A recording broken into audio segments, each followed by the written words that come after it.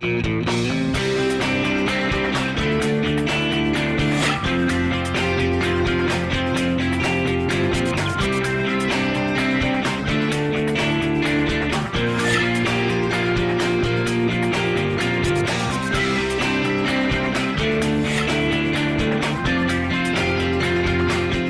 I'm Kristen Oaks-White. And I'm Avery Davidson. Thank you for joining us for This Week in Louisiana Agriculture, the only TV show bringing Louisiana farmers and consumers together every week. $367 million.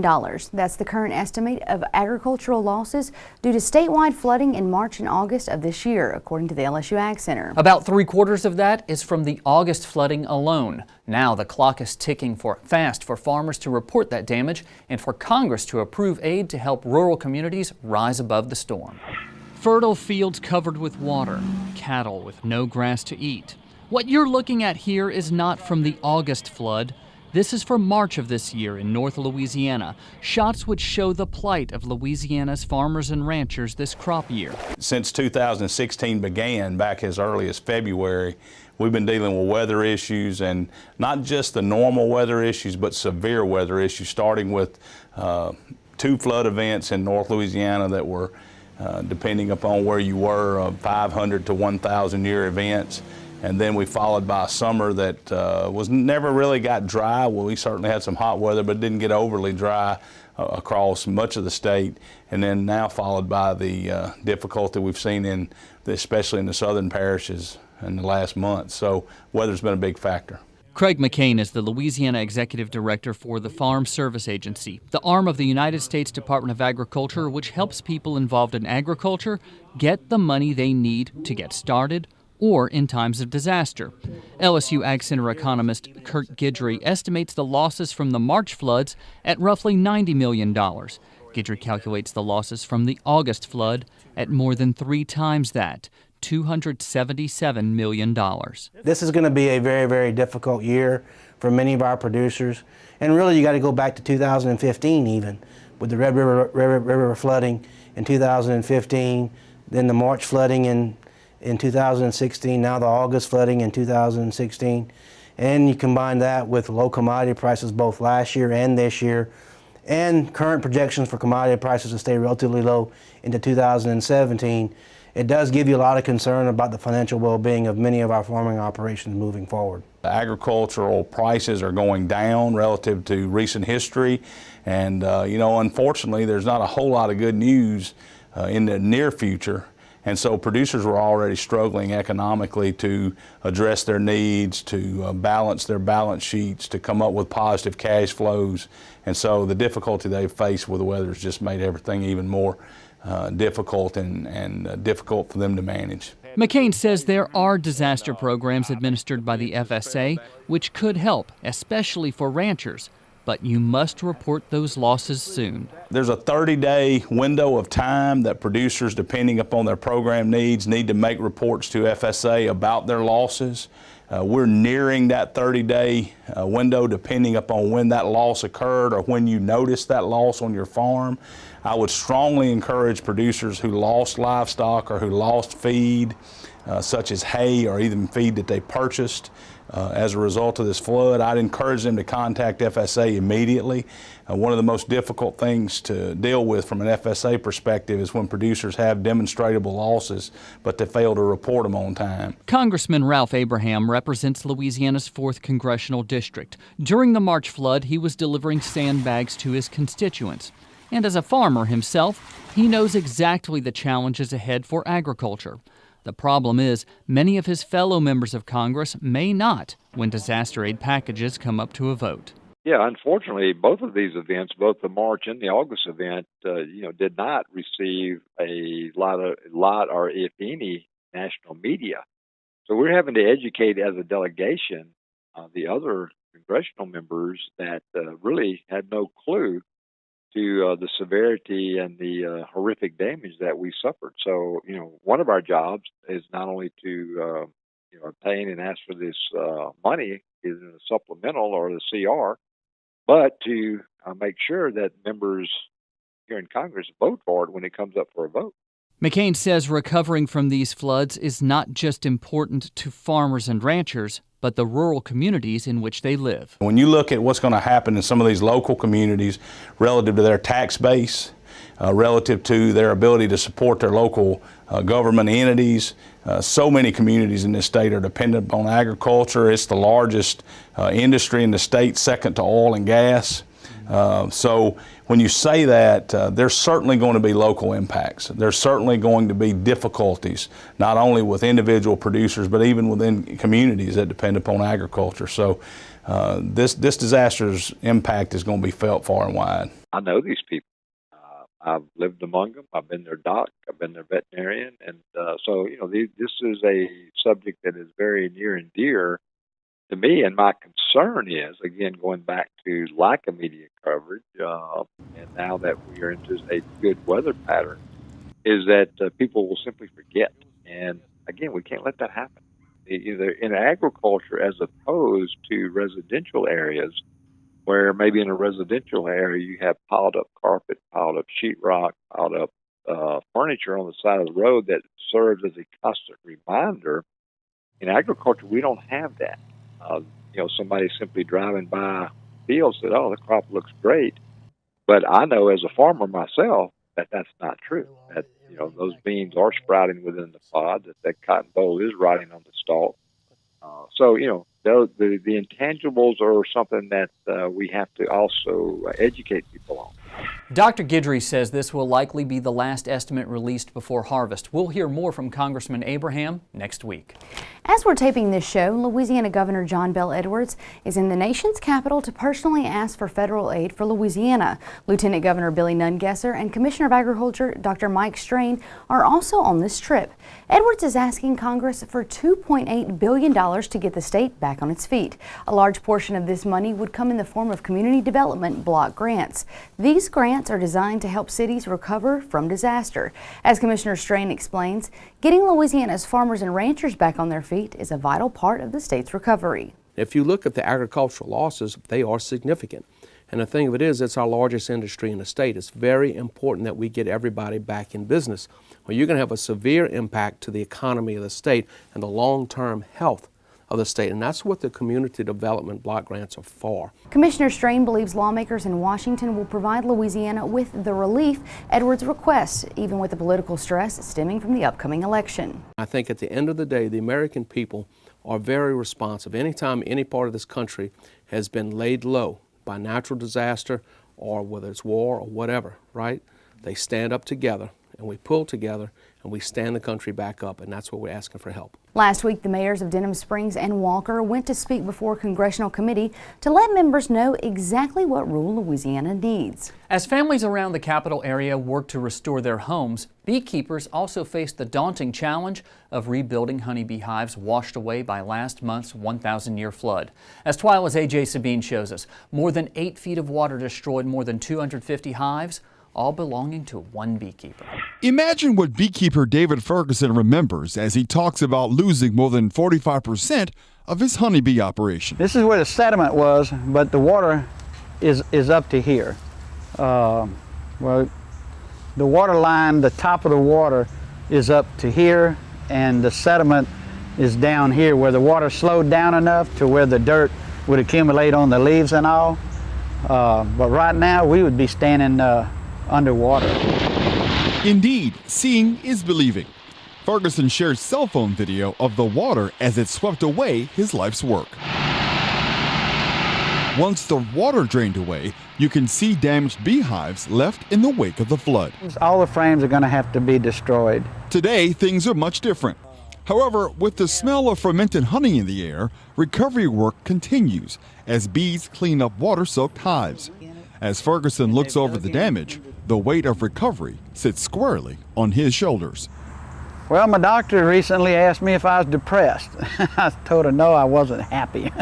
So recovery for us commercial people is very possible, and because we know we can do that. We can multiply our hives 3 to 1, take 1 and end up with 4. But a lot of the hobbyists, unfortunately, don't know these techniques, and they're not going to be able to recover unless they can buy bees from other people. Some of those other people may be other beekeepers around the capital area. Chris Frank, president of the Capital Area Beekeepers Association, says about 15% of 200-member families lost their hives, homes, and cars to the flood. However, he explains that many of those who lost hives will bounce back. Judging by the amount of people who reported to me, I'm keeping a database of who lost what. We're going to use some of our club resources to try and help them get back on their feet in beekeeping. But judging the amount of people who came to this meeting while they're in the midst of trying to recover from the flood, we're going to come back. Bees have come back to Ferguson's bee yard. He says the community has rallied to assist in the recovery of beehives. We have a group from the Capital Area Beekeepers Association. There's about 8 people that come on the last 2 Saturdays, and we were able to canvass the whole neighborhood. In the Capital Region, I'm AJ Sabine for This Week in Louisiana Agriculture.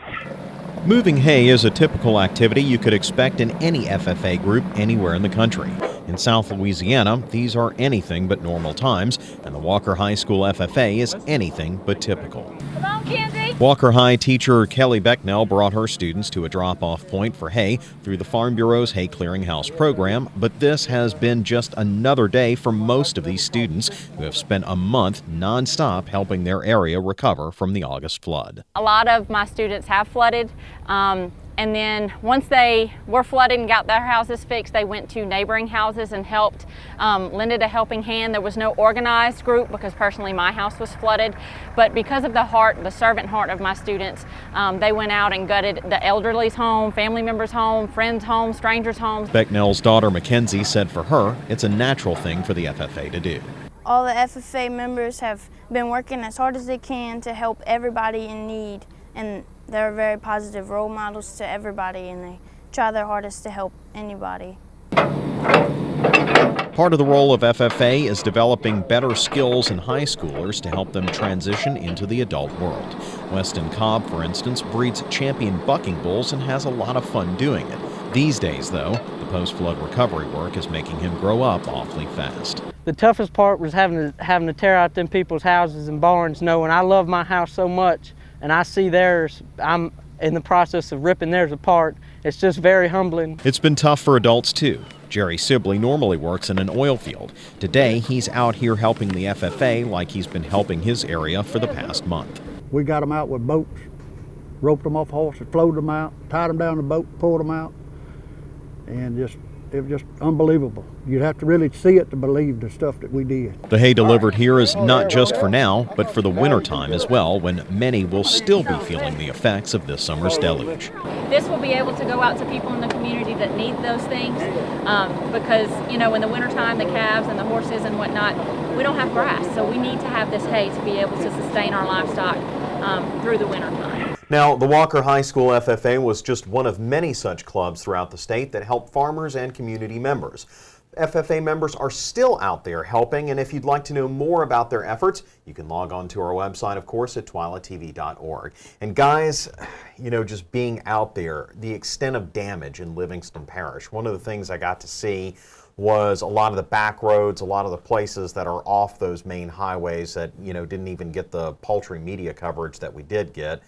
And it's not going to be months, it's going to be years before they're recovering. You and I have been talking a lot off camera about this. Tell me a little bit about what you've already told me about what you've seen at some of these people living in Denham Springs, which is pretty much a rural community when you start to get to the outskirts of it.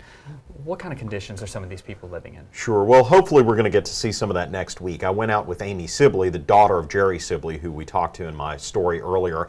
And she took me out to some of the places in Denham Springs. We talked to a family there. They didn't want to be on camera, but they told us about their living conditions. They're in trailer houses. They have nothing. And when I say that, they're literally sleeping on mattresses that were in the flood, inundated with flood water, you know, which is partially sewage, you know, and just horrible conditions. Those mattresses are now molding. Their houses are molding. They're complaining of nausea and all kinds of medical conditions out there. One of the women I talked to was a diabetic. She's not getting medicine on a daily basis. You know, the debris is still out there a month and a half out from this flood. They're just, you know, and there's no sign of it abating anytime soon. So when I say it's going to be a year at least before we can see any kind of recovery in those areas, I don't think that's an exaggeration. That's definitely heartbreaking. Thank you very much, Neil Melancon. September 18th through the 24th is National Farm Safety and Health Week, and the theme this year is Farm Safety, a Legacy to be Proud of. This year, every day of Farm Safety Week has a topic, and an AgriSafe network is hosting a special webinar focused on each topic. Monday, the focus is on respiratory health. Tuesday, the topic is promoting total farmer health. If you aren't taking care of yourself, how can you take care of anyone else? Wednesday, the focus is on children with webinars about youth and ag safety and protecting young adults in the agricultural workforce. Thursday covers a topic we've told you about here, grain bin safety and how to prevent getting trapped or hurt in a grain bin. And finally, Friday wraps up the week with a reminder to call 811 before you dig. Louisiana Farm Bureau Federation Safety Director Wendell Miley says online interaction is helping spread the word about farm safety. I think social media has been the big thing to try and help educate, because as we know, everything is at our fingertips now with our iPhone. So I think that's been the biggest help. That's been the biggest tool to help us get the word out, as opposed to just a weekly TV program or a monthly newspaper or, on the radio as well. So I think social media has played a very important role in helping us get the educational part out to our farmers and ranchers about farm safety and health. To learn more about Farm Safety Week and to register for any of these AgriSafe Network webinars, please visit our website at twilatv.org. Farm Safety Week, always a good time to remember to be safe. Still to come on TWILA, what better way to celebrate National Rice Month than by helping those in need? Stay with us.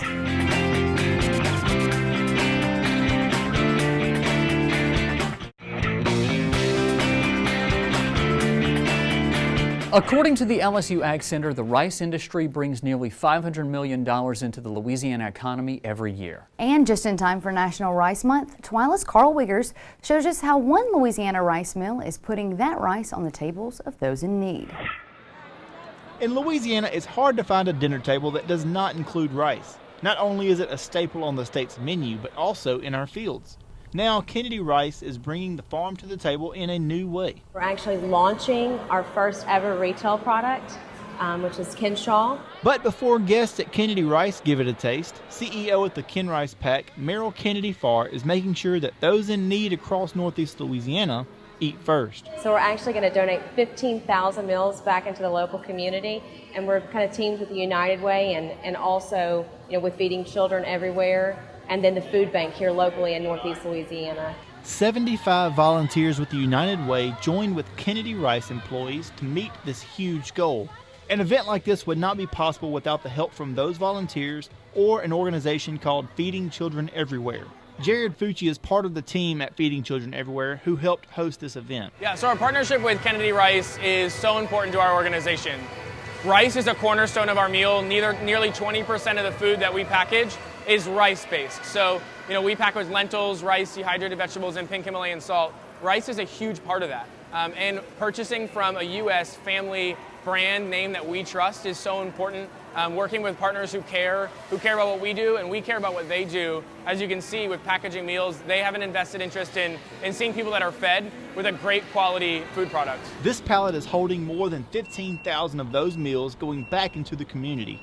Local farmers, community leaders, and dignitaries that fill this room here at Kennedy Rice are here to celebrate more than this new rice product.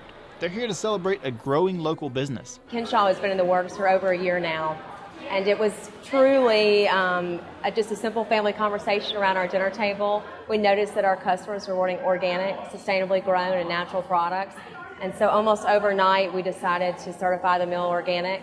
And from there, really, the idea of Kinshaw was born. For years, Kennedy Rice has been a wholesale distributor. While that market, along with this new retail business, is very important to Kennedy Farr, most important to her is her company's continued relationship with its community. The purpose of doing these two events together is actually to give back to the communities that have given us so much. And so the goal is that every state that we launch in, we're actually going to do a hunger project so that we're going to give back to the communities that give to us. In Mer Rouge, Louisiana, I'm Carl Wiggers with This Week in Louisiana Agriculture. Pretty soon you'll be able to find Kinshaw rice in Whole Foods locations across Louisiana. To learn more, visit our website at twilatv.org. Still to come on TWILA, we go nuts for a legume that has its own special day. Trending on TWILA is up next. Stay with us.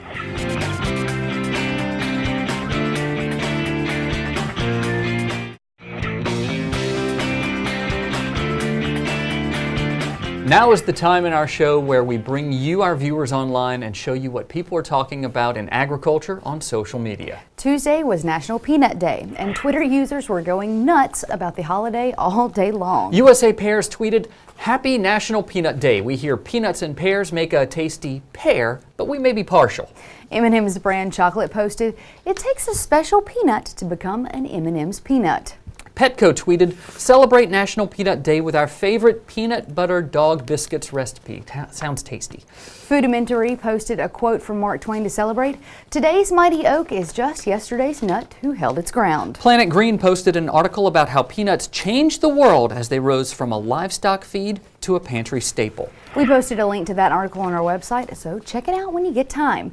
Another food item stirred up a melting pot of Louisiana flavored criticism online this week. Oh yeah, Disney does gumbo and it's all wrong. The Princess and the Frog Facebook page posted a video with a recipe for quote-unquote healthy gumbo.